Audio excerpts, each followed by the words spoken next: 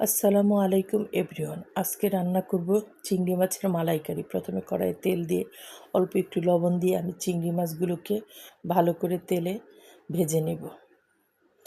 চিংড়ি মাছটা ভাজা হলে নামিয়ে নেব। ওই তেলেই আমি দিয়ে দিব পেঁয়াজ কুচি আর একটা এলাচি, একটা দারচিনি, একটা তেজপাতা দিয়ে এটাকে ভালো করে ভাজবো।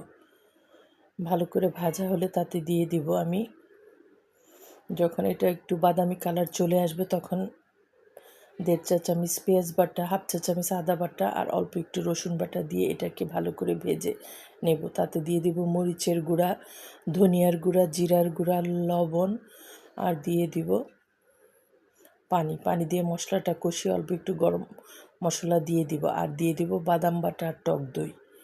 আমি এখানে কাজু বাদাম, পেস্তা বাদাম, কাঠবাদাম আর টক দই দিয়ে দিয়েছি। তা কষিয়ে আমি চিংড়ি মাছগুলোকে দিয়ে দিব। চিংড়ি মাছটাকে দিয়ে ভালো করে কষিয়ে নেব। আপনারা নারকেল বাটা ইচ্ছা করলে এখানে ব্যবহার করতে পারেন। আর দিয়ে দিব কয়েকটা কাঁচামরিচ আর অল্প ঘি দিয়ে যখন এরকম একটা গ্রেভি চলে আসবে মাখো মাখো, তখন নামিয়ে নেব, পরিবেশন